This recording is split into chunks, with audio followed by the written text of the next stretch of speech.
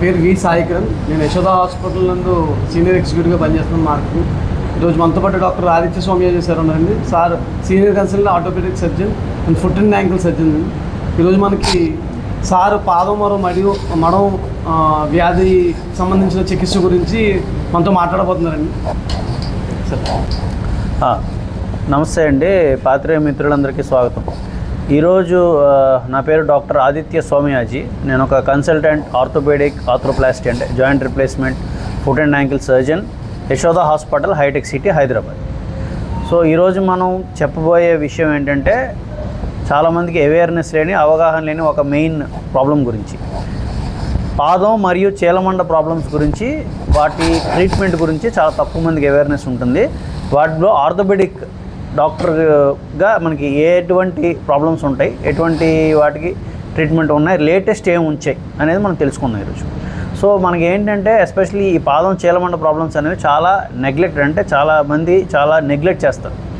ఒక ఎగ్జాంపుల్ తీసుకుంటే మనం ఇప్పుడు ఒక యాంకిల్ స్ప్రెయిన్ అయిందంటారు. అంటే ఇప్పుడు ఒక 2 మెట్లు స్లిప్ అయ్యి లేదా 3 మెట్లు స్లిప్ అయ్యి పడిపోయి యాంకిల్ మెలిపడడం అనేది కామన్గా వింటాం. కానీ వాళ్ళ కంప్లైంట్ మైండ్గా ఏంటి, ఒక 6 నెలలు నాకు పెయిన్ తగ్గలేదు, నడుస్తున్నా ఇంకెప్పుడో పడ్డాను, పెయిన్ ఇంకా తగ్గలేదు. సో అటువంటి వాటికి మనకి ఎప్పుడు కూడా చాలామంది, ఇప్పుడు జనరల్గా చాలామంది ఆర్థోపెడిక్ డాక్టర్ దగ్గరికి వెళ్తాం మనం. చాలామంది ఏంటంటే ఈ ఎస్పెషల్లీ పాదం మరియు చీలమండ ప్రాబ్లమ్స్లో కొంచెం అవగాహన తక్కువ ఉన్న వాళ్ళు చాలామంది ఉన్నారు జనరల్ ఆర్థోపెడిక్ డాక్టర్స్లో. స్పెషలైజ్డ్ ఆర్థోపెడిక్ డాక్టర్ దీనికి ఒకరు ఉంటారని చాలామందికి తెలియదు, పాదం మరియు చీలమండ, ఫుట్ అండ్ యాంకిల్ ప్రాబ్లమ్స్కి. సో ఈ ఫుట్ అండ్ యాంకిల్ ఆర్థోపెడిక్ ప్రాబ్లమ్స్కి మనకి స్పెషలైజ్డ్ డాక్టర్ ఉంటారు. సో దానికోసం స్పెషల్గా మనం ఇది చెప్పుకున్నాం. సో ఇప్పుడు ఆ స్ప్రెయిన్ అని మనం చెప్పుకున్నాం కదా, అది మెలిపడడం అనేది, దానికి చాలామంది ఎంఆర్ఐ తీస్తారు, ఎంఆర్ఐలో ఏదో ప్రాబ్లం లేదంటారు, లేకపోతే దాని ట్రీట్మెంట్ ఏంటి ఇవన్నీ తెలియదు. సో అటువంటి వాటి కోసం, స్పోర్ట్స్ ఇంజరీస్ కోసం, యాంకిల్ ఇంజరీస్ కోసం కూడా మనం కీ హోల్ సర్జరీస్తో, అంటే ఎలాగైతే మోకాల్లో చిన్న కోతతో మనం చికిత్స చేస్తున్నాము, షోల్డర్లో చిన్న ఆర్థ్రోస్కోపీ అని చిన్న గంటు పెట్టి లోపల కెమెరా పెట్టి చేస్తాం, అట్లాగే కూడా మనం సేమ్ అలాగే యాంకిల్లో కూడా ఆర్థ్రోస్కోపీ అంటే కెమెరాని యాంకిల్లో పంపించేసి మనం అక్కడ ఉన్న లెగమెంట్స్ రిపేర్ చేయడం కానీ, లేకపోతే ఒక బోన్స్ పెరిగితే కొన్నిసార్లు చిన్నగా అరగడం జరుగుతాయి. వీటన్నిటికీ కూడా మనకి సేమ్ మోకాల ఆర్థరైటిస్కి, మోకాల అరుగుదలకి ఎటువంటి ట్రీట్మెంట్ ఉందో యాంకిల్ అరుగుదలకు కూడా అటువంటి ట్రీట్మెంట్స్ ఉన్నాయి ఇప్పుడు మనకి. సో అన్నీ కూడా కీహోల్ సర్జరీస్ ద్వారా కూడా మనం ట్రీట్ చేసే అవకాశం ఉంది.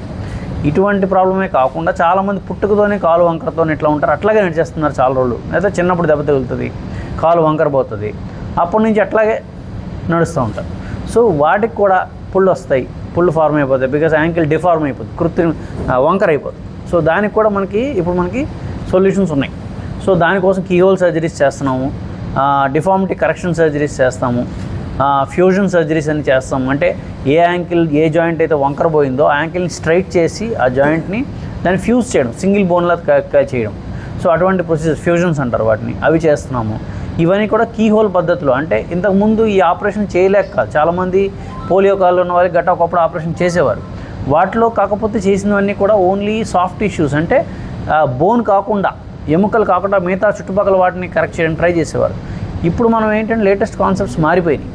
బోన్ కరెక్షన్ చేయడం అనేది చాలా ఇంపార్టెంట్. ఓన్లీ లోపల బయట ఉన్న కండరాలను కరెక్ట్ చేసినంత మాత్రం పూర్తిగా సెట్ అవ్వదు.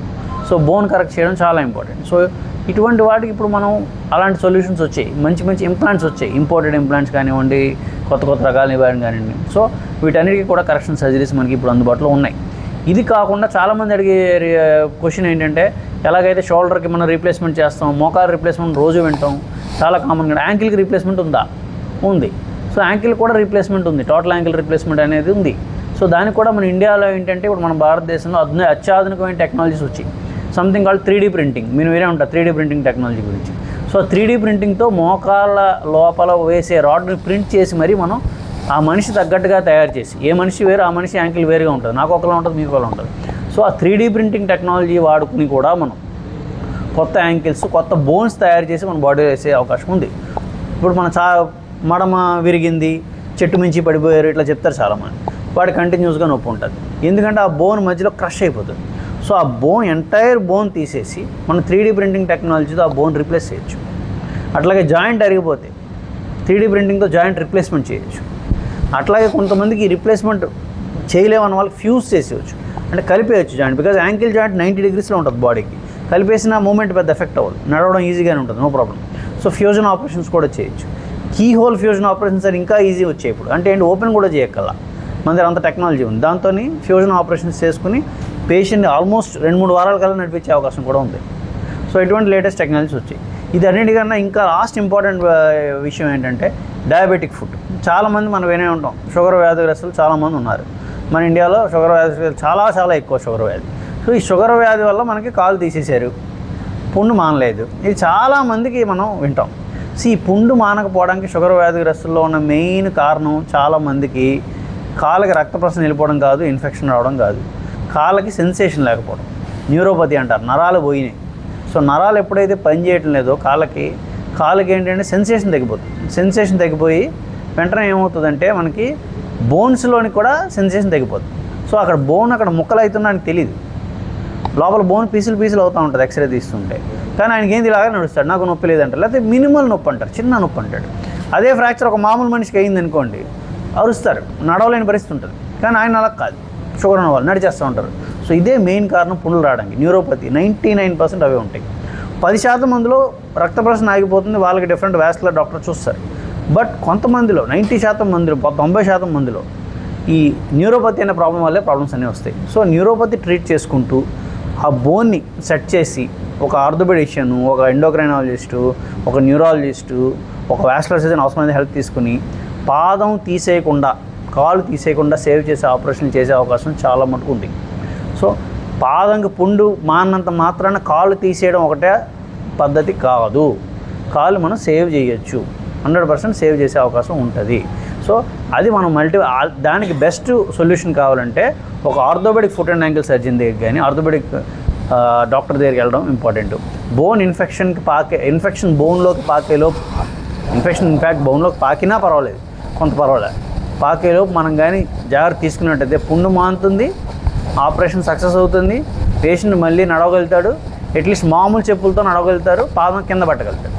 సో ఇవన్నీ మనం చాలా ఆపరేషన్ చేస్తున్నాం, సేవ్ చేస్తున్నాం. అట్లాగే స్పోర్ట్స్ ఇంజరీస్ చెప్పాను, క్రికెటర్స్, బ్యాడ్మింటన్ ప్లేయర్స్ ఇట్లా చాలామంది వస్తారు మాకు, వాళ్ళందరికీ మేము కీ హోల్ సర్జరీస్ చేస్తున్నాం.